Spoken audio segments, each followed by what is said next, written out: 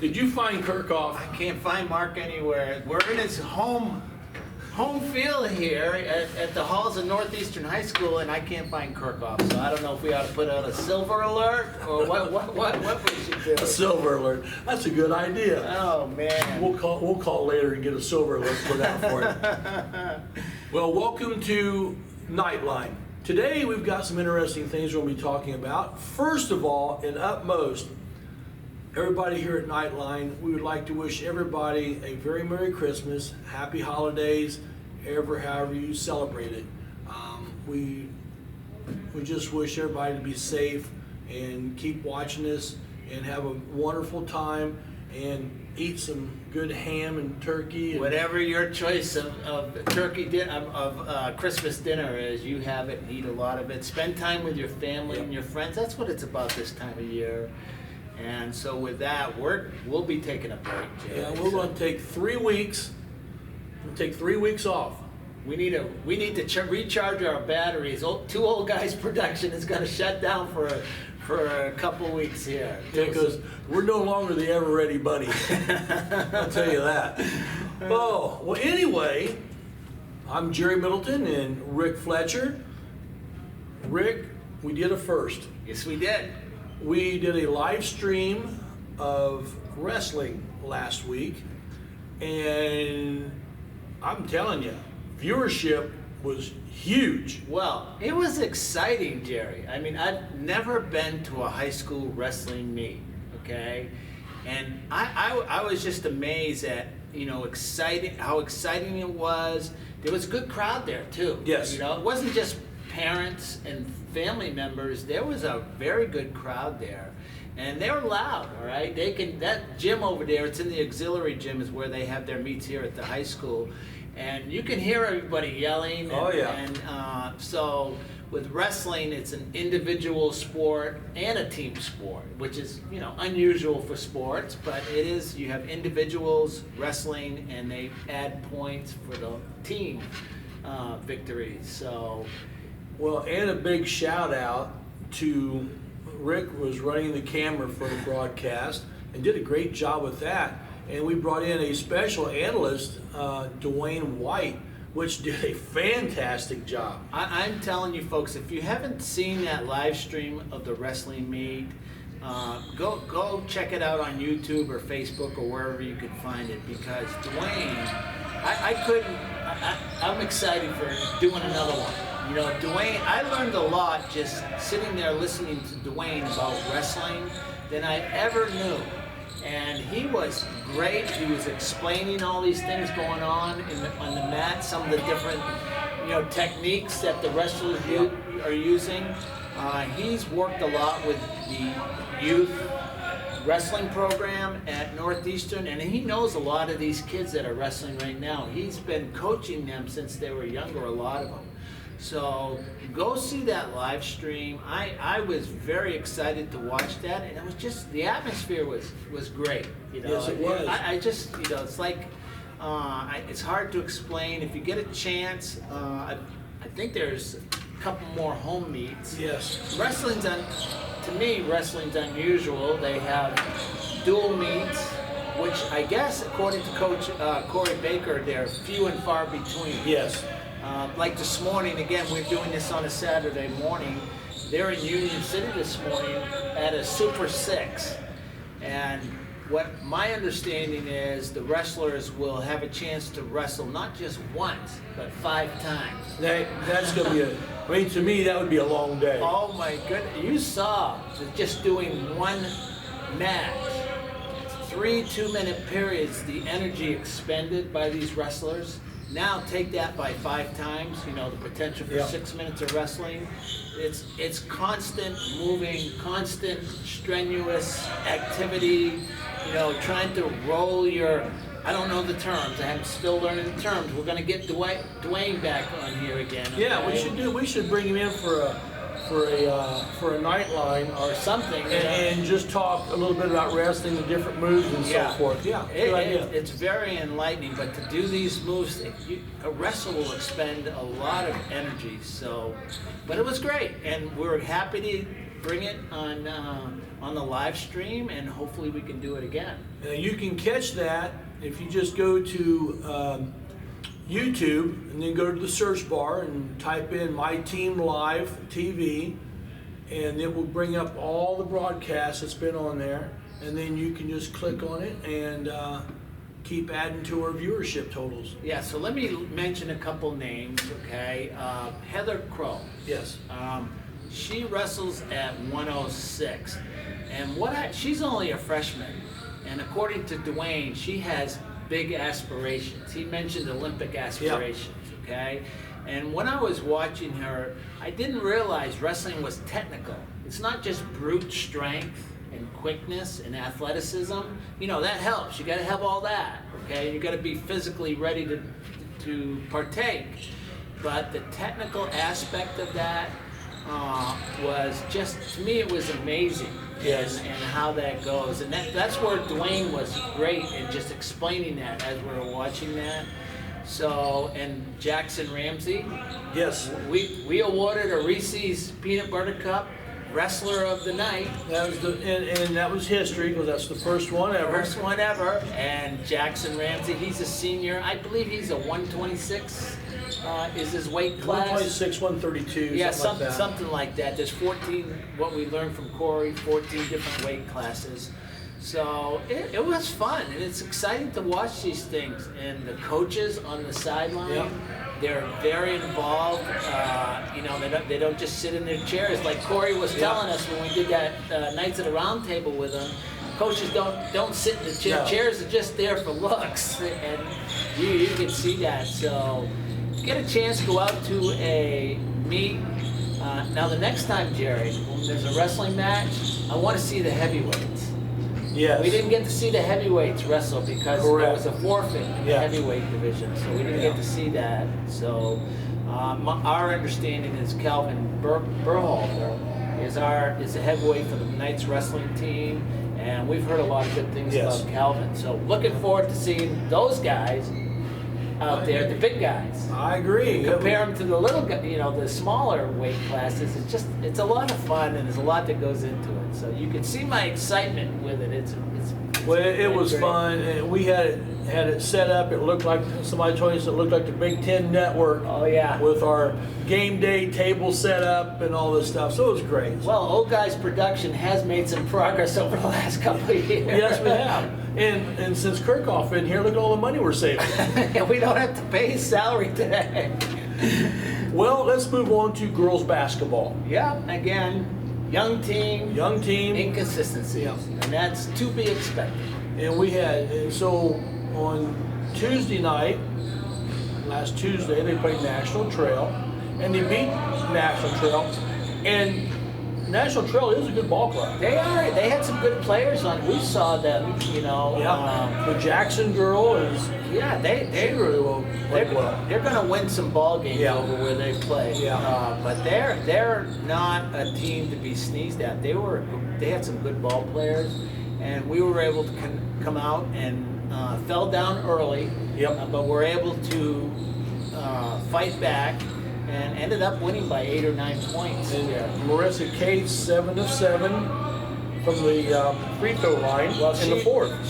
That was a key for the gosh. Knights. All right, so they were going to the free throw line, and Marissa stepped up and made her free throw. Yes. Now we were struggling in some other areas as far as free throws, but Marissa made them just at the right time when she needed to in that fourth quarter when it was important. The game was on the line. So she was our Reese Cup Player of the Game. Player of the game. Congratulations to her. And I'm expecting maybe we'll see her again at some point. We might. Be interesting today. The girls play South Adams, which is why we're filming in the hallways and not in our studio today. We like to travel sometimes. Yeah, we like to move around. But, when Marissa won, she's walking across the court and the fans were applauding that she won the Reese Cup. So that's pretty cool. Yeah, it was. They knew. The fans knew. They all watched and they saw that. So it was. She had a good ball game. So good for her. Reese's Cup. So on we go. We have another game ball. Then the ladies travel to Union City on Thursday night, which was a makeup game from the flu that got canceled earlier. And the Knights lost. They lost. They fall to 2-1 in the conference.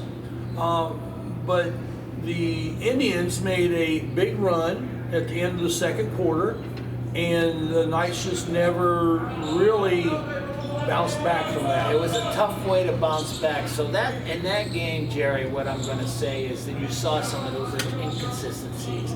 I was looking I went to the ball game and I watched, and I don't think player for player they had some good players. That Yes. Maria Claywell, Yeah. she's a real deal. She was in her sleep. She was hitting that 10-foot jumper, okay, and she made a lot of them.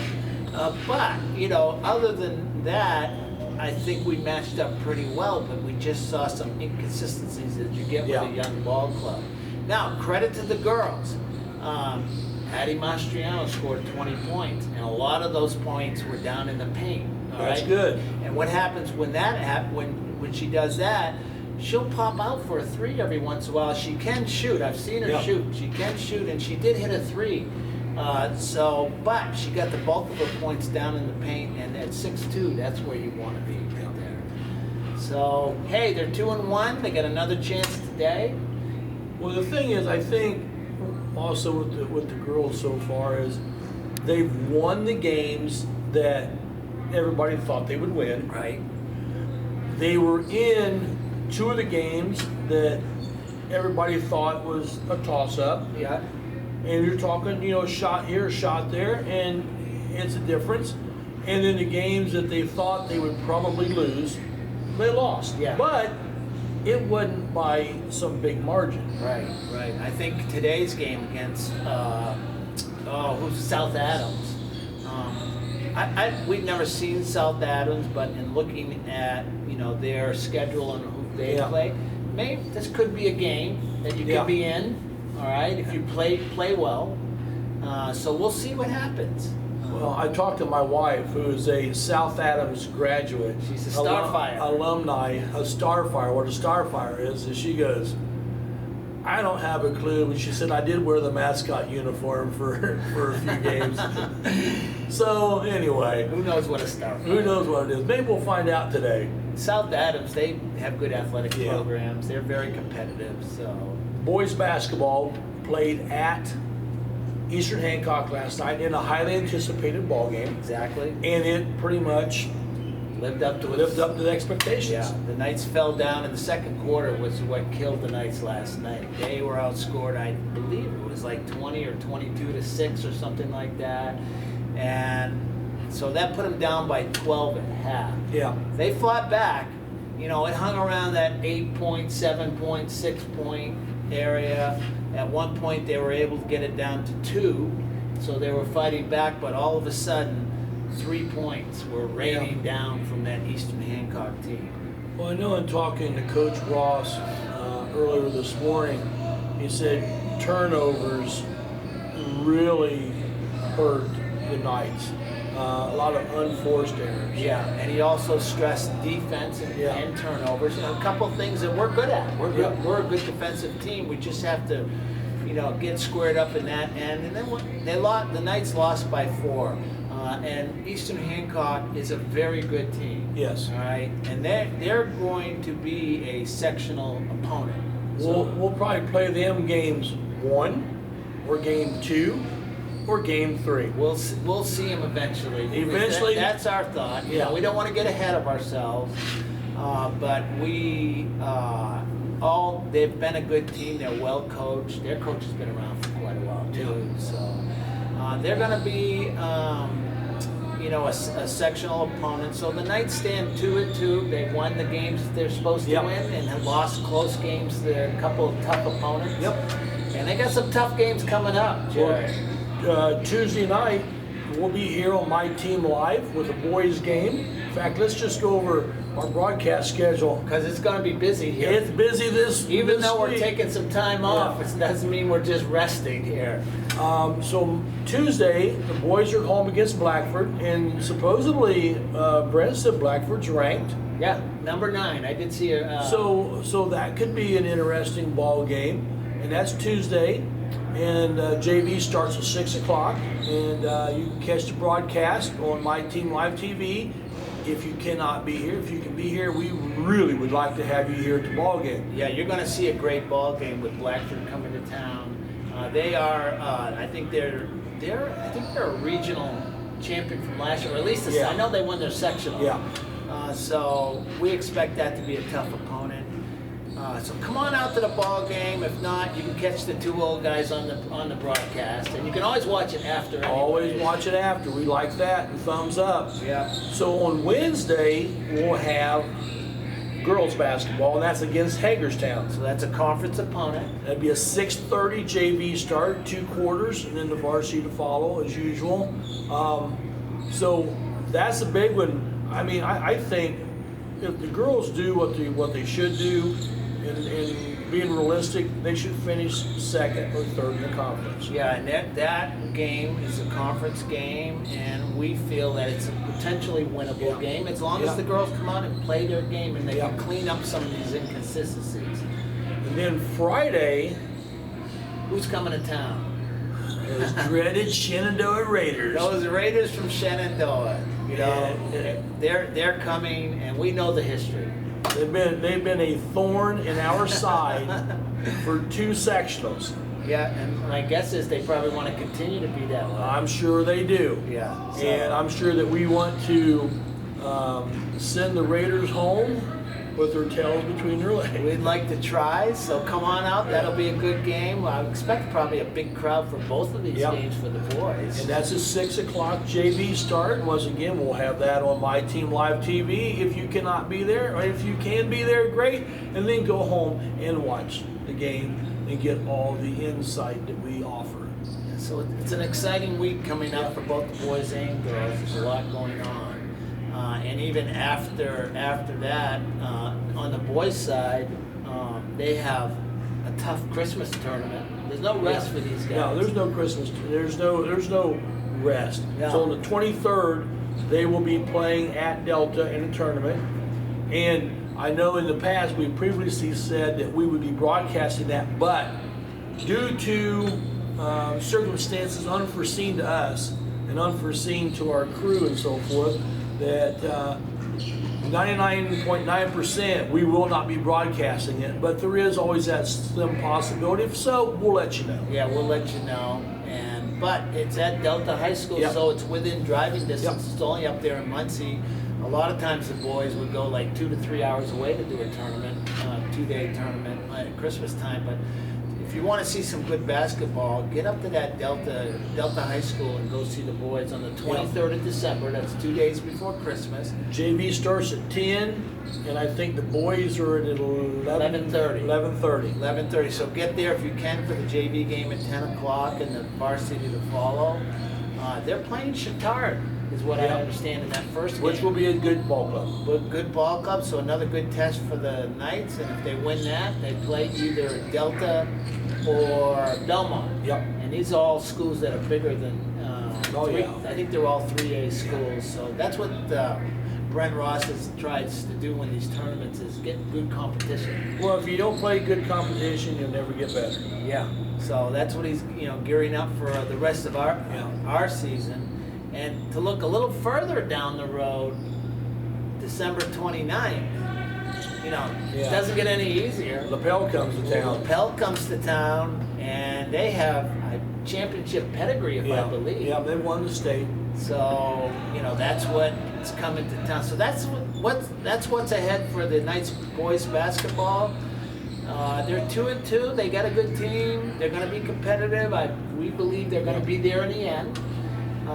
So, get out and see them. Come to the gym. Watch the broadcast. Just come cheer on your Knights. Well, I think it's about it for this morning. Well, we got to rest up for Christmas, don't we? Got to rest up. So, hey, everybody, on behalf of Rick Fletcher and myself, have a very Merry Christmas and Happy Holidays. And be safe out there. And you know what? I realized one thing about Kirchhoff. He's like Bigfoot. You know it's out there, but you can never find it. Or is he a diva kind of? You know, he comes when he wants to. Is he holding up for a bigger contract? I don't know. Well, Mark, if you're watching this, we love you, man. Merry Christmas, Happy New Year, and we're gonna lasso you and get you back in here on the set. So. Well, anyway, ho ho ho. It's been another good night.